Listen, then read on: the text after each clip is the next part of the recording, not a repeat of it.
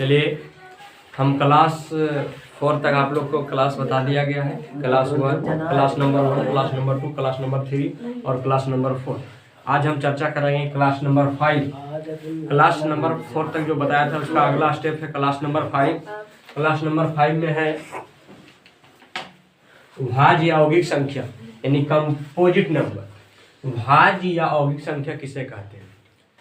तथा ऐसी संख्या जो एक तथा अपने आप के अलावा किसी दूसरी संख्या से विभाजित होती है।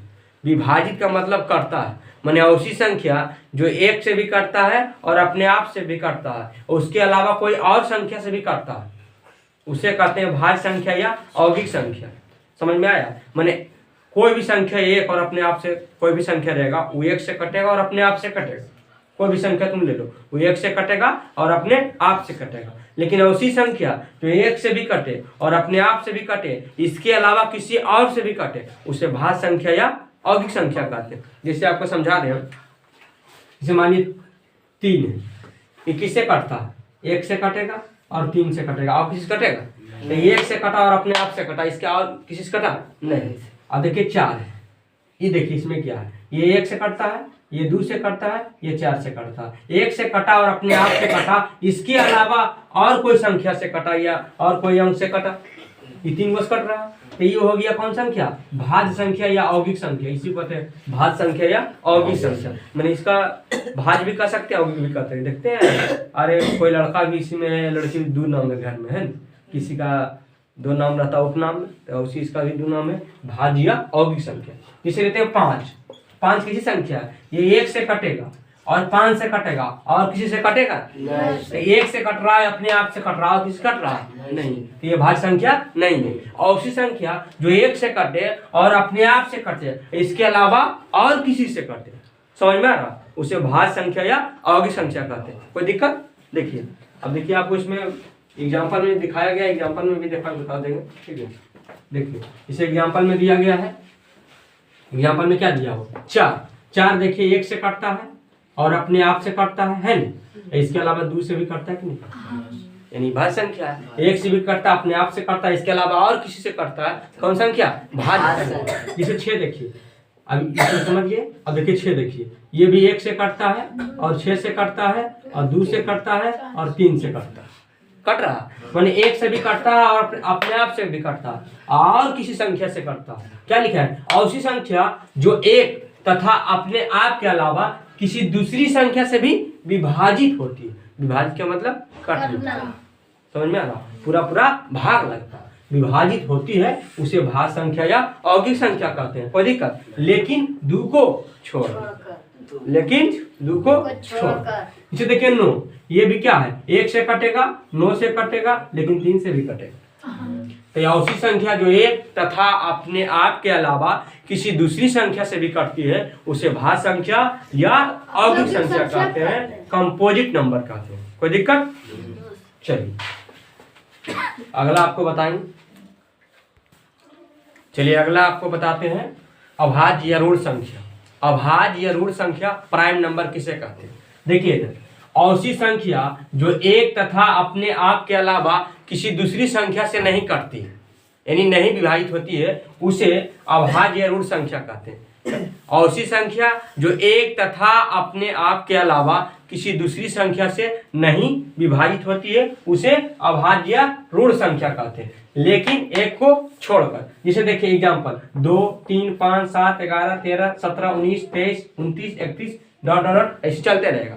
अब देखिए ये जो संख्या जितना भी लिखा हुआ है, ये एक और अपने आप के अलावा किसी से नहीं कटेगा। देख लीजिए, इसे देखिए 2 है, ये किससे कटता है? 1 से कटेगा और 2 से कटेगा और किसी से कटेगा? 3 को देखिए, 1 से कटेगा और 3 से कटेगा और किसी से कटेगा? 5 को देखिए, 1 से कटेगा और 5 से कटेगा और किसी से कटेगा? 7 को देखिए, 1 से कटेगा और 7 से कटेगा और किसी से कटेगा? 11 को देखिए, 1 से कटेगा और 11 से कटेगा और किसी से कटेगा? ऐसी सारा संख्या है, ये केवल 1 से कटेगा और अपने आप यानी स्वयं से कटेगा, इसके अलावा कोई भी संख्या से नहीं कटेगा। तो ऐसी संख्या जो एक तथा अपने आप के अलावा किसी दूसरी संख्या से नहीं कटती है, उसे अभाज्य संख्या या ऋण संख्या कहते हैं, यानी प्राइम नंबर कहते हैं। कोई दिक्कत? चलिए ठीक, चलिए अगला हम बताते हैं आपको अभाज्य संख्या को प्राइम नंबर। क्या बनाएंगे, सअभाज्य संख्या को प्राइम नंबर। देखिए जब दो धनात्मक संख्या का महत्तम समावर्तक HCF, जब दो धनात्मक संख्या का महत्तम समावर्तक HCF 1 प्राप्त होता है तो उसे सअभाज्य संख्या कहते हैं। जैसे दो संख्या, हमको उसका HCF निकालना, क्या निकालना, HCF। जब उसका HCF निकाले और उसका HCF 1 हुआ, 1 आया, तो समझिए कि वो संख्या कौन संख्या है, सअभाज्य संख्या। अगर 1 से ज्यादा 2 चलाया, 3 चलाया तो सअभाज्य संख्या नहीं है। वही चीज लिखाया गया कि जब दो धनात्मक संख्या का महत्तम समावर्तक HCF 1 प्राप्त होता है तो उसे सअभाज्य संख्या कहते हैं, यानी को प्राइम नंबर कहते हैं। समझ में आया। एग्जाम्पल में देख लीजिए, यहाँ दिए 3, 4, 19, 25 और 32, 64। अब देखिए ये तीनों सअभाज्य संख्या है कि नहीं है, इसका हम HCF निकालेंगे। अगर HCF 1 प्राप्त हो गया, यानी आंसर उसका 1 चलाया, तो मानिए सअभाज्य संख्या है। अगर आंसर 1 नहीं आया तो सअभाज्य संख्या नहीं है। तो देखिए इधर बोर्ड पे आइए। अब देखिए 1 नंबर में क्या है, 3 और 4, इसका HCF निकाल के देखिए। तो सबसे पहले 3 से भागा देते हैं, क्या करते हैं 4 में, जब तक शून्य नहीं होता जब तक भागा देते रहते हैं। HCF का रूल यही है। 3 का पढ़ा एक बार, 3, 1 बच गया, पूरा नहीं कटा। अब इसी से भाग किसमें देंगे, 3 में, 3 बार में कट गया। HCF कितना हुआ, 1 हुआ, यहाँ है HCF 1 हुआ, यहाँ हो जाएगा 3, 4 सअभाज्य संख्या है। ठीक है, कौन संख्या, कोई दिक्कत। अगला लेके हम देखते हैं 19, 25। क्या लेके देखते हैं, 19, 25। देखिए 2 नंबर 19, 25। अब 19, 25 देखिए सअभाज्य संख्या है कि नहीं। अब 19 से भागा देंगे, क्या करेंगे, 25 में, एक बार में 19, 6 बच गया 6। पूरा अपने नहीं काटा, जब तक पूरा अपने नहीं काटा, जब तक शेषफल शून्य नहीं होता हमको भागा देते जाते हैं HCF। अब 6 से भाग किसमें देंगे, 19, 6 फिर पूरा अपने नहीं काटा।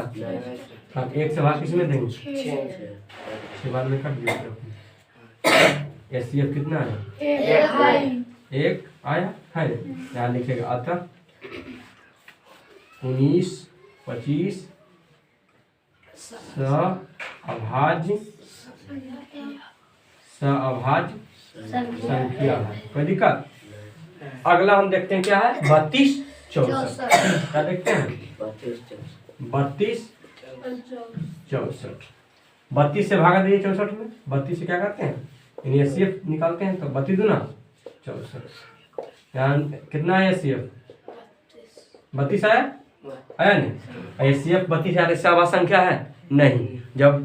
जब उसका HCF 1 आता है तो सअभाज्य संख्या होता है, लेकिन यहाँ HCF कितना है, 32। लिखेगा अतः 32, 64 सअभाज्य संख्या नहीं, सअभाज्य संख्या नहीं। कोई दिक्कत है, कोई दिक्कत। चलिए अगला है आपका काल्पनिक संख्या, इमेजिनरी नंबर।